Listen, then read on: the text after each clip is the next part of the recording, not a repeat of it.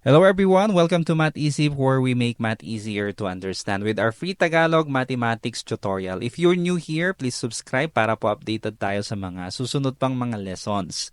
For our topic today, we are going to discuss about factoring perfect square trinomial, which is actually the last part of our four-part series on the topic factoring polynomials. Okay, kung hindi nyo pa po napapanood yung part 1, 2, and 3, you can always go back to our previous upload or pwede nyo pong tignan sa ating playlist para po makita nyo yung pagkakasunod-sunod ng ating mga lessons. And for our fellow teachers, if you are interested with our PowerPoint presentations, you can check the link in the description or you can avail in our Facebook page. Okay, so let's now begin with our lesson. Okay, so again, our learning competency is all about factoring different types of polynomial, specifically perfect square trinomial here in this video, and we will also solve problems involving this specific trinomial. Okay, so let's begin with the real life problem. Let me read. A construction plan shows that a square patio has an area represented by x squared minus 20x plus 100. Find the side length of the patio. Ano po kaya yung side length ng ating patio given the area? Alright? So to do that, we will be using the fourth technique, which is factoring perfect square trinomial. Alright? So how do we do that? Using this example, x squared minus 20x plus 100. Ang ating pattern, don't forget, in our special product, yung napag-aralan po natin last time, this is what we call a perfect square trinomial. And we call that special product the square of a binomial. Okay? So kapag ito po ay plus, lahat po ito magiging plus. Kapag ito naman po ay subtraction, ito pong una ay subtraction, yung susunod na operation ay addition. Okay? So let's try how to recognize if this is really a perfect square trinomial. Una sa lahat, first and last terms are perfect squares.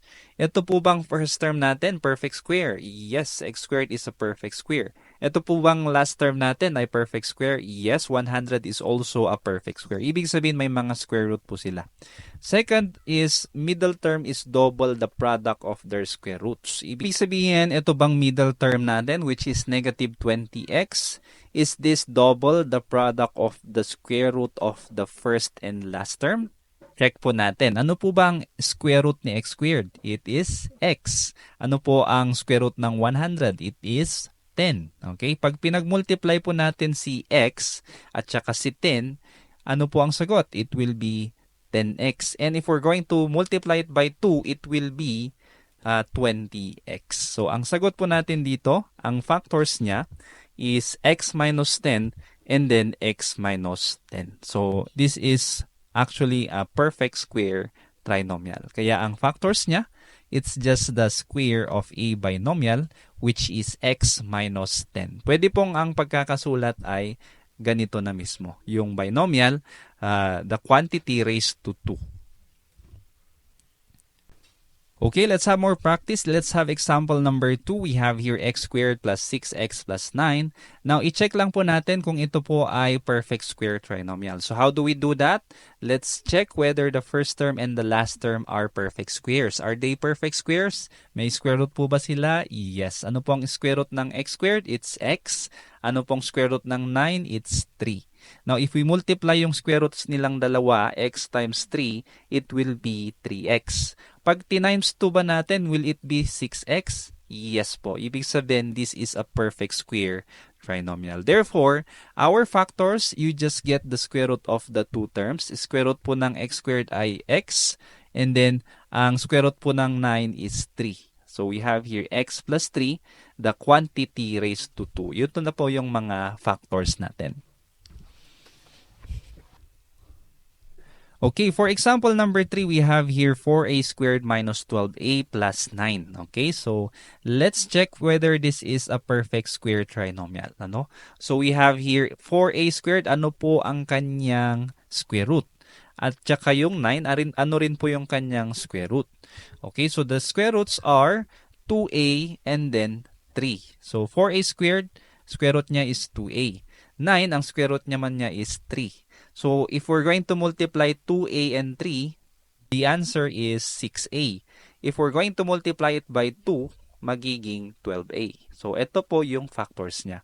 Now, ano po yung operation? Kapag minus po yung naunang operation and then sumunod yung addition, ang laging factors po niya is laging subtraction po yung kanyang operation. So, the factor here is 2a minus 3, the quantity squared.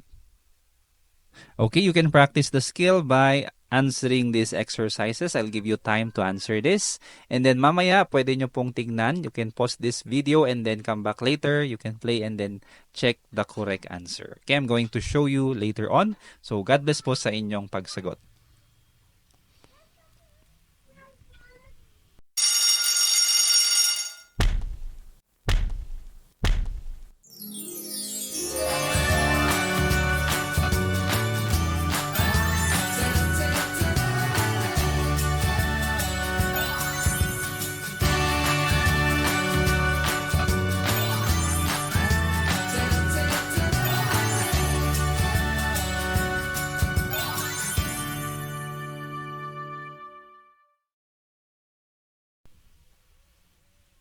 Okay, I hope you are now ready. I'm now going to show you the correct answer. For number 1, the factors are x minus 8, the quantity squared. And then for number 2, we have 5a plus 2, the quantity squared.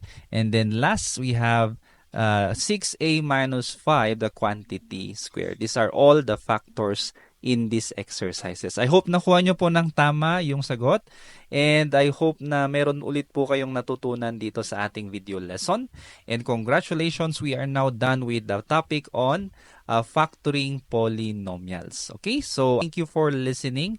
And I hope to see you again on our next lesson next week. See you on the next one. For now, God bless and bye-bye. Kung meron kang natutunan sa video na ito, please click the subscribe button to support this channel para mas matulungan ulit kita sa mga susunod mo pang math lessons.